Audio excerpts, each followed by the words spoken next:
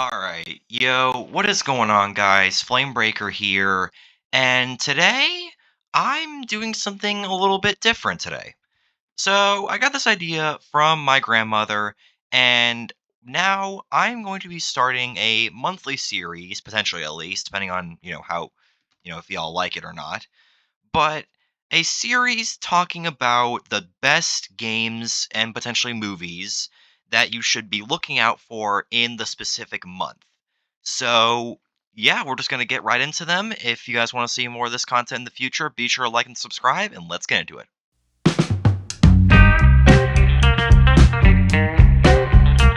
So, first we have Fragpunk, a game coming out on March 6th.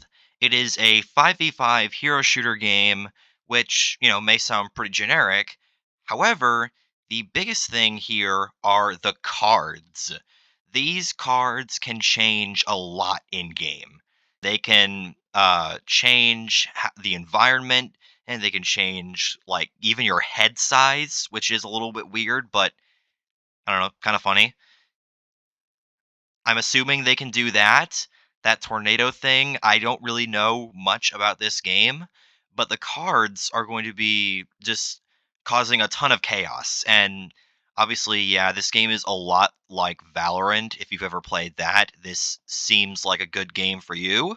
Some of you should check out. Pretty cool looking characters, nice looking weaponry, gadgets, always a staple for this kind of game.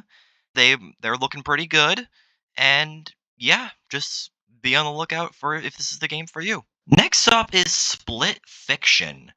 This game is really unlike anything I've seen before.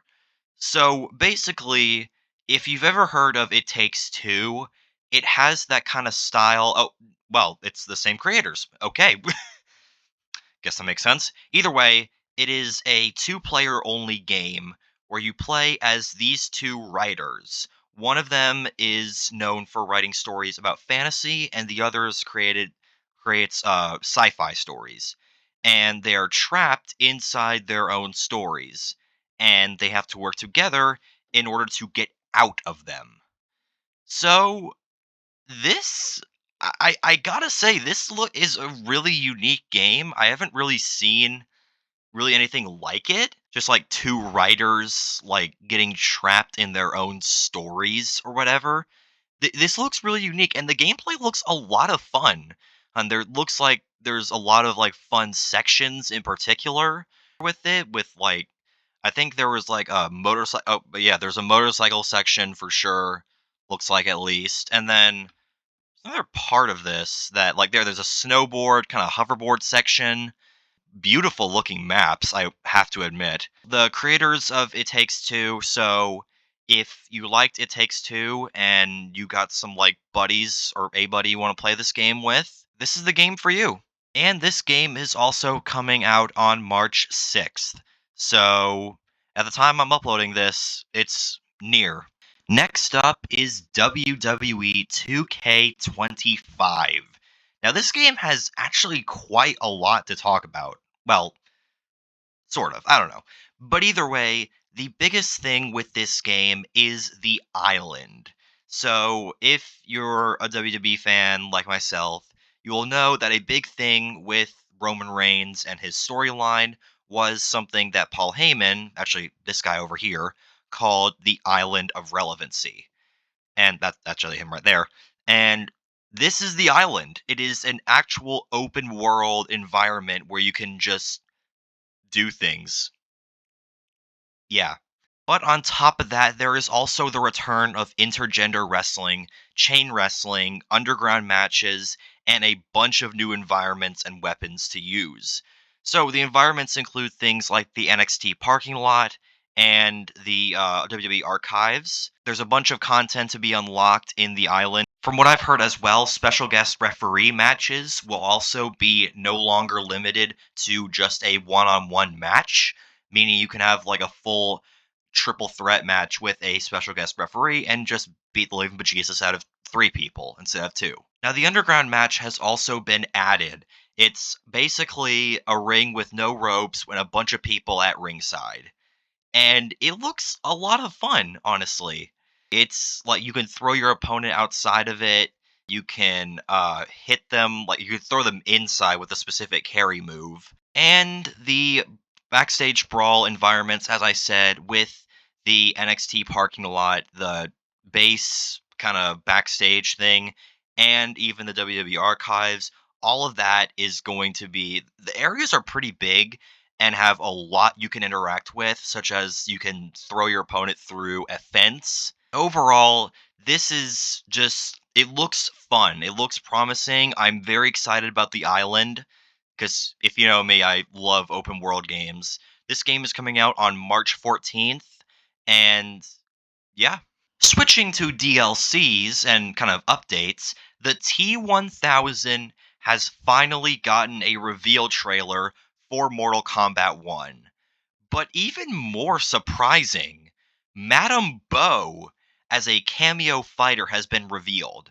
Now, pretty much everybody in Combat Pack 2 was revealed, but Madame Bo completely evaded the leakers.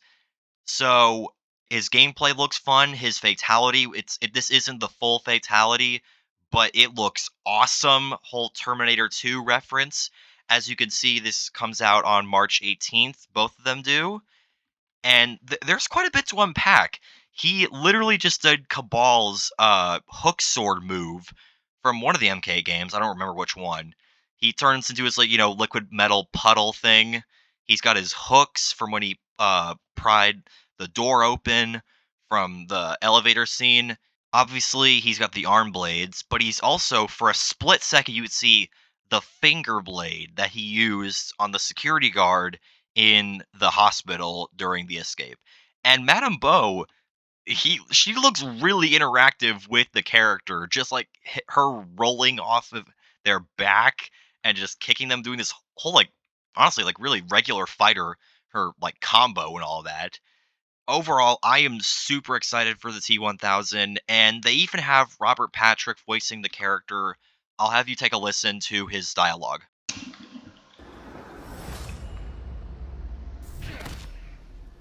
Oh, what a waste. Megastar looks on an asshole evil robot. What is a megastar? He still got it. Robert Patrick still got it. Next on our list is Assassin's Creed Shadows, coming out on the 20th. Now, I know Ubisoft kind of has put a bad taste in people's mouth for their games. Generally, people find, especially the Far Cry and Assassin's Creed games, to be very samey and locked behind a bunch of microtransactions. So, this game has been delayed to the 20th because Ubisoft actually wants to take in player feedback, but apparently the game has been leaked. Like, I think the whole game, from what I've understood. But yeah.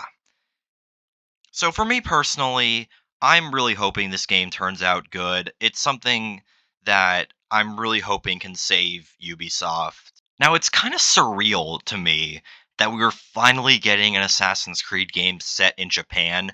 Fans have been wanting this or wanting it back. I don't actually know which one. I think we've had one before, but either way, fans have wanted it for so long. And after so much of like Egypt, London, Rome, Greece, all that stuff. We're finally getting Japan once again. And from what I've seen, it looks like you can play as two different characters. One like beefy shinobi, kind of like samurai style dude, and this girl, who's like a literal ninja. So she's probably gonna have the more Assassin's Creed kind of feel to it, while the other guy might be more of just, I don't know, hack and slash, beat the crap out of people, that kind of thing. Overall, I'm really hoping that Ubisoft actually does take people's feedback into this game and, like, make it different than everything else and not lock everything behind 5,000 microtransactions. Because overall, I have genuinely enjoyed their games. Even for the past couple of years, like Star Wars Outlaws, I genuinely kind of enjoyed it. It's not the best game I've ever played, but it was kind of solid. It was fun. But again, I'm just hoping this game can kind of save Ubisoft. Ubisoft kind of just saving themselves and just, getting back to getting back into the big leagues, I'd say, with really good and fun games. This I'm hoping this is it. On the topic of ninjas, on March 11th, Rise of the Ronin is coming to PC. Now, I know virtually nothing about this game. It was something I kind of had on my radar, but I never actually got it. So, y'all are going to have to tell me in the comments, like, is this game good? But either way, it's right now only on PlayStation 5 or 4. I think it's just 5, but either way, it'll be coming to PC on March 11th. So, yeah, the game looks from what I've seen, like this is my first like real experience like seeing the game, like this gameplay thing right here. It does seem very Assassin's Creed Ghost of Tsushima-ish. The wings are look really cool, so I'm wondering if that's going to be something to include. But also, when it comes to PC games, remember there's always mods.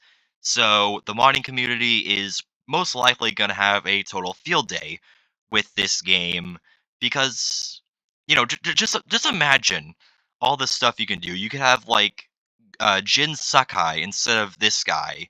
Maybe you have the Doom wings from Sonic X Shadow Generations instead of the wings, or maybe you have like a lightsaber instead of the katanas. Just the list goes on, and there's a lot of games that have potential for modding. And again, I never got to play this game, so this is purely on just my first impression. It just looks like it has a lot of potential for modding.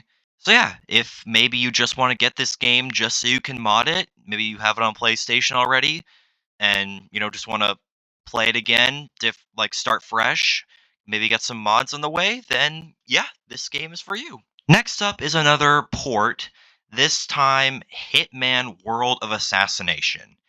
Now the Hitman games are already some of like the best games out there. They are super well made and a ton of fun to play, but now you will be able to use this on PlayStation VR. This game is coming out on March 27th, and you'll be able to play all of your favorite missions and contracts from the PlayStation VR headset. The game really makes you feel like you're actually playing as Agent 47 in the VR, actually.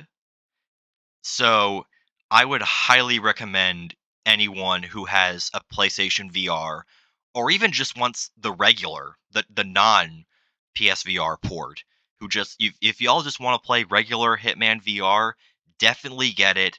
It is well worth the money if you can actually play it because there have been some complications to get it working that I've been through.